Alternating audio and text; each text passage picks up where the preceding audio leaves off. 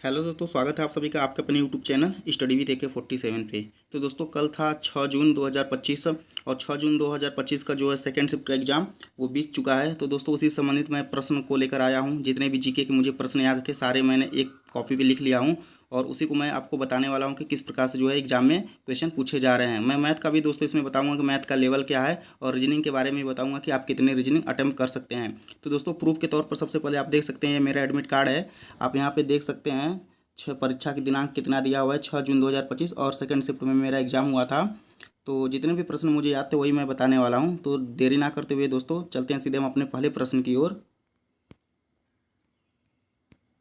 सबसे पहले दोस्तों हम जीके के प्रश्न देखेंगे। 19 जीके मुझे टोटल याद थे दोस्तों, तो 19 मैंने एक कॉपी पे लिख लिया है और उसी को मैं आपको बताने वाला हूँ। तो सबसे पहला प्रश्न पूछा हुआ था दोस्तों, दिया हुआ था कि चंद्रगुप्त द्वितीय ने किससे विवाह किया था। तो दोस्तों इसमें कुछ आगे और लगा हुआ था, मुझे पूरा नहीं क्वेश्चन याद है, लेकिन इतना बस याद था कि चंद्रगुप्त द्वितीय ने किसने विवाह किया था। तो अगर दोस्तों हम ऑप्शन की बात कर लेते हैं तो ऑप्शन में दिया हुआ था कुबेर नाग, रूपरेखा और भी ऐसे दो ऑप्शन दिए हुए थे।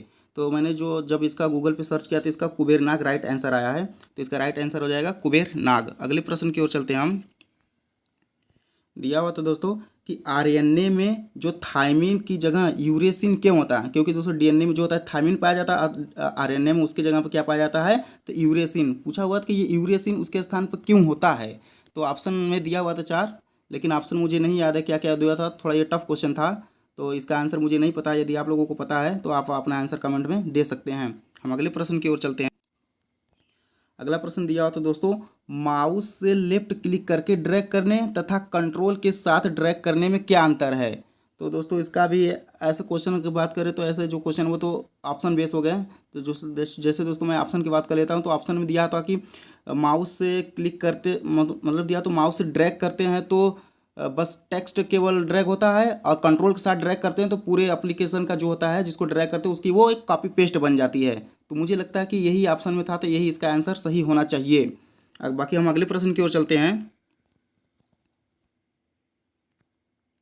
अगला प्रश्न था दोस्तों कि कंट्रोल प्लस टैब का इस्तेमाल किसके लिए किया जाता है। तो दोस्तों कंट्रोल प्लस टैब का जो इस्तेमाल किया जाता है, जो ओपन ब्राउजर होते हैं उसको एक से दूसरे पर स्विच करने के लिए किया जाता है। यही दोस्तों ऑप्शन में भी था, तो इसका राइट आंसर हो जाएगा ब्राउजर को स्विच करने के लिए।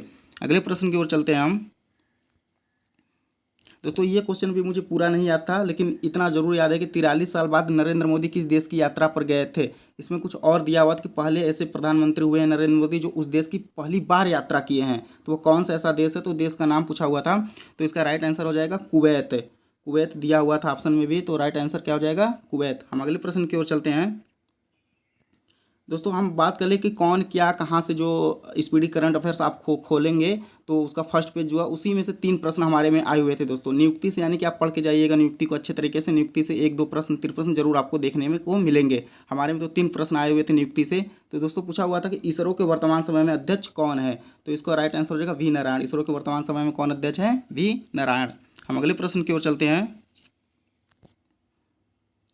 पूछा हुआ था दोस्तों कि वर्तमान समय में भारत के नियंत्रक एवं महालेखा परीक्षक कौन है। 2025 का दोस्तों पूछा हुआ था। तो 2025 में जो नियंत्रक एवं महालेखा परीक्षक बने वो कौन बने, संजय मूर्ति। क्या हो जाएगा इसका राइट आंसर, संजय मूर्ति। संजय मूर्ति दोस्तों ऑप्शन में भी दिया हुआ था। अगले प्रश्न की ओर चलते हैं हम।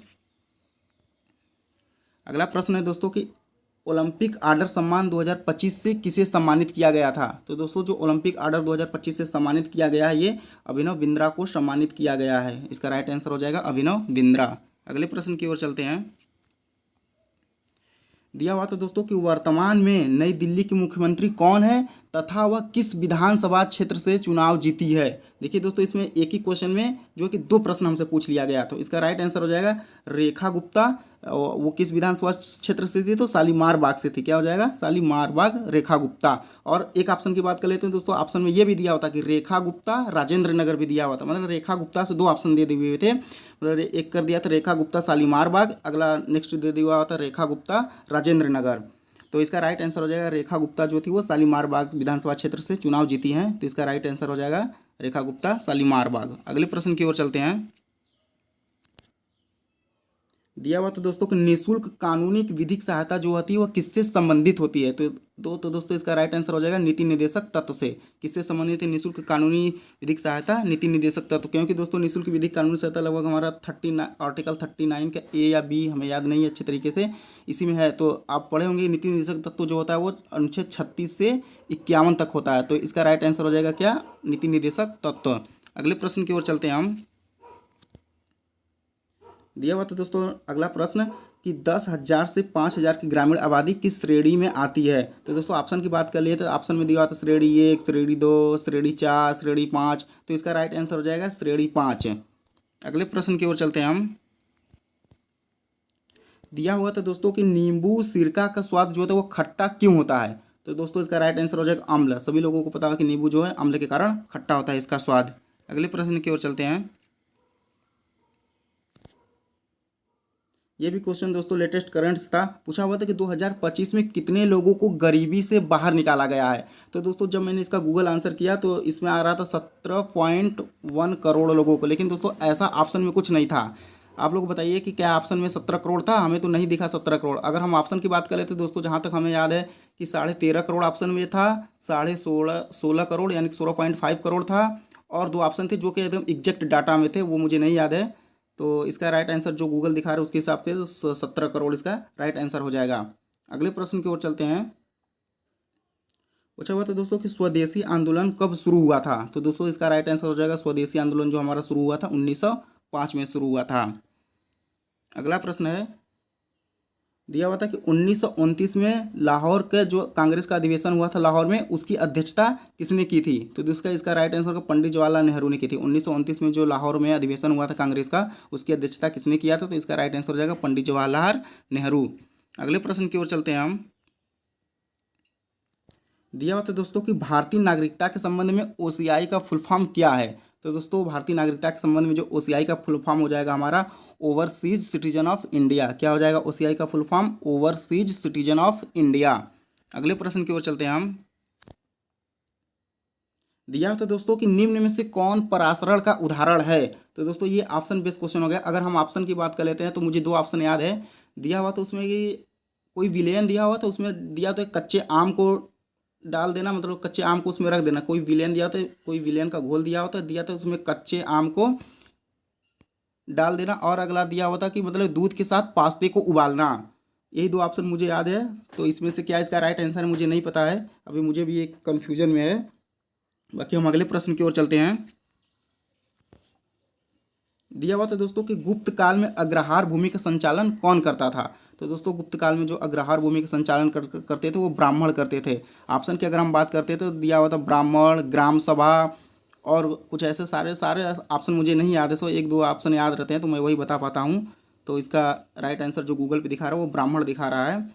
बाकी एक क्वेश्चन दोस्तों आया हुआ था हमारा Ctrl+H, माइक्रोसॉफ्ट ने पूछा था कि Ctrl+H किसके लिए इस्तेमाल किया जाता है। तो इसका भी राइट आंसर मुझे नहीं पता है। और दोस्तों एक क्वेश्चन मुझे याद आ रहा है कि E=mc² पर भी शायद क्वेश्चन था, लेकिन कंफर्म नहीं है कि आया हुआ था कि नहीं आया हुआ था। तो आप लोग कमेंट में बताइए कि क्या ऐसा कुछ क्वेश्चन था, मतलब कि अब सापेक्षिकता का सिद्धांत ऐसे ही कुछ था क्वेश्चन, लेकिन कंफर्म नहीं है कि आया हुआ था कि नहीं आया हुआ था, याद नहीं आ रहा अच्छी तरीके से। बाकी हम दोस्तों मैथ की बात कर लेते हैं। जो मैथ मुझे कैलकुलेटिव लगे कि हाँ लगता कि इसमें इस मैथ को करने में हमारा ज़्यादा समय चला जाता। तो एग्जैक्ट डाटा तो दोस्तों मुझे नहीं पता है, लेकिन जो टाइप जिस प्रकार का था, जैसा सवाल था वैसा मैं बता देता हूँ कि किस प्रकार से आया था।